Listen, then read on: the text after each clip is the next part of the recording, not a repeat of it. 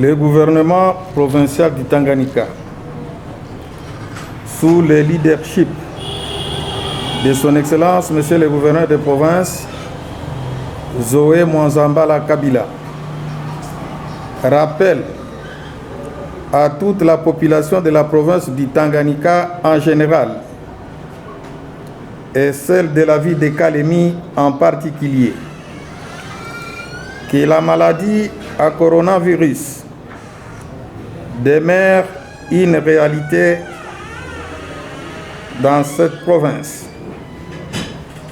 Cette seconde vague est plus dangereuse et sa contamination est très fréquente et silencieuse. C'est pourquoi, pour prévenir au risque de contamination massive de la population, le gouvernement provincial, par le canal de son gouverneur,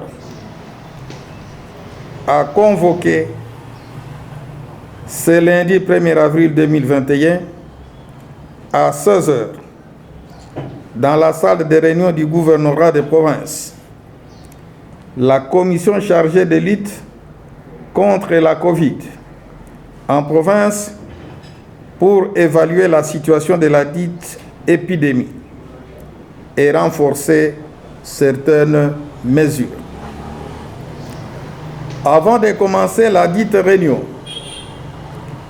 le gouverneur de province, honorable Zoé Mwanzambala Kabila, a présenté au nom du gouvernement et à son nom propre sa compassion à la population de Moba, victime des sinistres du vent violent qui s'est abattu dans les chefs-lieux de ce territoire dans la nuit du 25 au 26 février 2021, ayant causé la mort de 2 personnes, 116 maisons écroulées et 28 blessés, dont 3 femmes, et promet dans un bref délai d'envoyer une délégation gouvernementale pour évaluer et assister les victimes.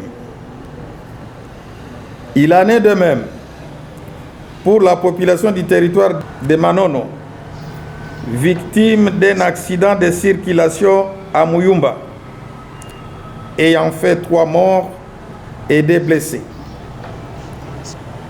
Dans la suite de la réunion, les mesures ci-après ont été renforcées dans le but de prévenir à la contamination de la COVID-19 pouvant chuter à un ravage de nos populations.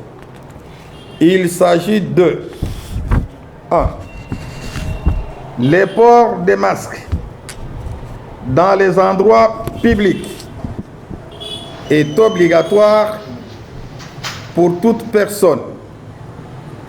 Ces endroits publics sont les transports en commun, véhicules, trains, bateaux, avions et autres embarcations, bars, églises, écoles, universités, marchés, magasins et le bureau de services étatiques et para-étatiques.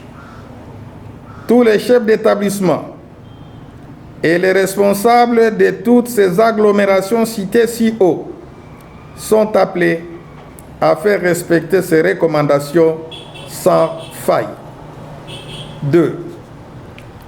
Un couvre-feu reste de stricte observance pour toute personne sans discrimination aucune, c'est-à-dire l'interdiction de circulation de 21 h jusqu'à 5 h du matin. Durant cet intervalle de temps, aucune activité commerciale ni sociale n'est autorisée de s'effectuer dans la ville de Kalemi.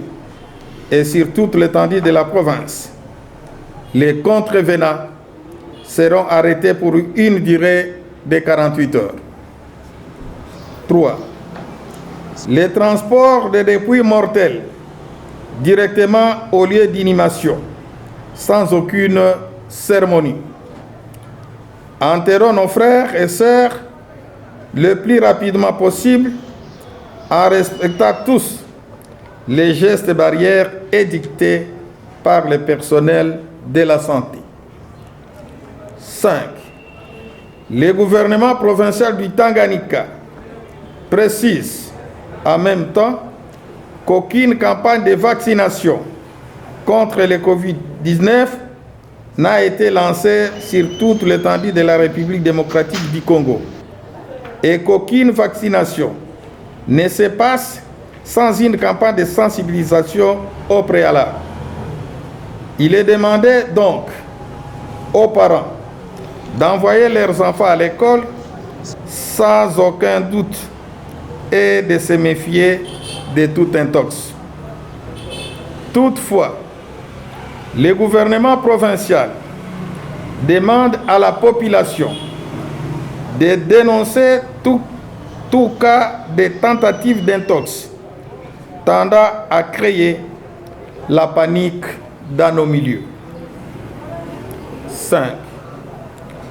Les contrôles dans les postes d'entrée et de sortie de la ville de Kalemi et tous les territoires qui composent la province du Tanganyika doivent être sévères.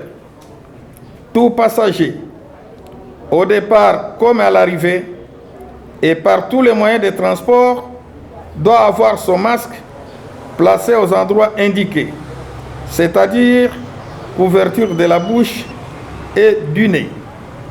Les prélèvements de température et l'observance d'autres formalités contre la Covid doivent être respectés sans discrimination ni de rang social ni de fonction. 6.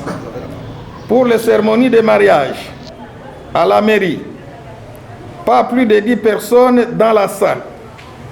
Les attroupements à l'extérieur ne sont pas autorisés.